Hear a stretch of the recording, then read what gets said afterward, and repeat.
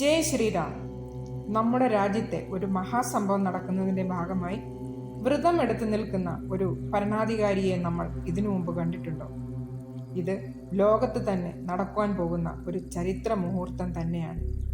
എങ്കിലും സ്വന്തം രാജ്യത്തിനു വേണ്ടി, ജനങ്ങളുടെ നന്മയ്ക്ക് വേണ്ടി, ജനങ്ങളുടെ പുരോഗതിക്ക് വേണ്ടി, വിശ്വാസങ്ങൾ സംരക്ഷിക്കുന്നതിന് വേണ്ടി, ആചാരങ്ങൾ പാലിക്കുന്നതിന് വേണ്ടി പട്ടിണി കിടക്കുന്ന ഒരു പ്രധാനമന്ത്രിയെ നമ്മൾക്ക് ആർക്കെങ്കിലും സങ്കല്പിക്കാൻ പറ്റുമോ? ഷോർട്സ് വീഡിയോ കാണുന്നവരാണെങ്കിൽ ചാനലിൽ ഡീറ്റെയിൽ ആയിട്ടുള്ള വീഡിയോ ഇട്ടിട്ടുണ്ട്, ദയവായി അത് കാണണം. നമ്മുടെ രാജ്യത്തിൻ്റെ പ്രധാനമന്ത്രി നരേന്ദ്രമോദിജി കഠിനവ്രതത്തിലാണ്. ജലപാനം മാത്രമേ ഉള്ളൂ. ഇനിയത്തെ അങ്ങോട്ട് 11 നാൾ പ്രത്യേക പ്രാർത്ഥനയും ഉണ്ട്. അയോധ്യ രാമക്ഷേത്രത്തിൻ്റെ പ്രാണപ്രതിഷ്ഠയ്ക്ക് വേണ്ടി, ലോകത്തിലെ ജനങ്ങൾക്ക് വേണ്ടി പ്രത്യേക പ്രാർത്ഥനയോടെ ഉള്ള ഒരു കഠിനവ്രതം. അയോധ്യ രാമക്ഷേത്രത്തിൻ്റെ പ്രതിഷ്ഠാ ചടങ്ങ് ചെയ്യുവാനുള്ള ഒരു ദിവ്യ അവസരം സിദ്ധിച്ചു. ഇങ്ങനെയൊരു അവസരം കിട്ടിയതിന് വളരെയധികം നന്ദിയും രേഖപ്പെടുത്തി. ഇതിനുവേണ്ടി എല്ലാവരും പ്രാർത്ഥിക്കണമെന്നും അദ്ദേഹം പറയുകയുണ്ടായി.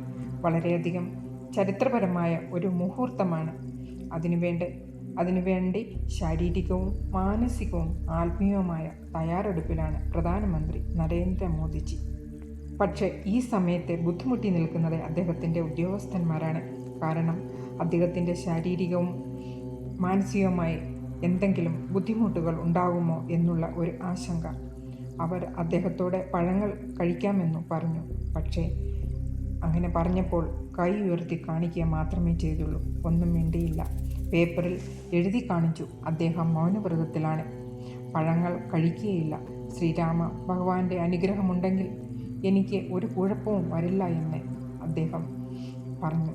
ഇങ്ങനെയുള്ള ഉപവാസവും മൗനവ്രതവും ആചാര അനുഷ്ഠാനങ്ങളൊക്കെ മുമ്പേ ഞാൻ ചെയ്തിട്ടുണ്ട്. അതും തന്നെയല്ല, എൻ്റെ അമ്മ ഇങ്ങനെയൊക്കെ ചെയ്ത് ഞാൻ നേരത്തെ കണ്ടിട്ടുണ്ട്. ഇതൊന്നും എനിക്ക് യാതൊരുവിധ ബുദ്ധിമുട്ടുകളും ഉണ്ടാക്കില്ലെന്നും അദ്ദേഹം എഴുതി കാണിച്ചു. പുരാണങ്ങളിൽ ആചാര്യന്മാർ പറഞ്ഞിരിക്കുന്നത് പോലെ പ്രതിഷ്ഠാ ചടങ്ങിൽ പങ്കെടുക്കുവാൻ ആചരിക്കേണ്ട അനുഷ്ഠാനങ്ങൾ അതുപോലെ തന്നെ പാലിക്കുകയാണ് അദ്ദേഹം.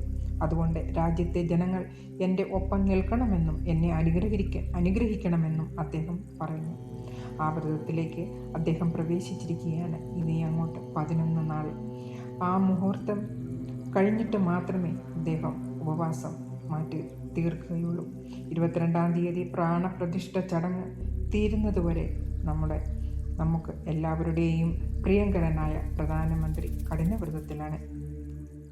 അതുകൊണ്ട് സനാതനധർമ്മത്തെ ഇഷ്ടപ്പെടുന്നവരാണെങ്കിൽ, രാമനെയും ലക്ഷ്മണനെയും എല്ലാവരെയും ഇഷ്ടപ്പെടുന്നവരാണെങ്കിൽ നിങ്ങൾ തീർച്ചയായിട്ടും വീഡിയോ കാണണം, വീഡിയോ ലൈക്ക് ചെയ്യണം, ജയ് ശ്രീരാം ഒരു കമൻ്റ് ഇടണം. ഓക്കെ, മോദിയെ സപ്പോർട്ട് ചെയ്യുന്നവരും അല്ലാത്തവരും എല്ലാവരും വീഡിയോ കാണുക. അപ്പോൾ എല്ലാവരും അന്നത്തെ ദിവസം നല്ല വ്രതത്തോടു കൂടി, നാമജപത്തോടു കൂടി ഇരിക്കണം.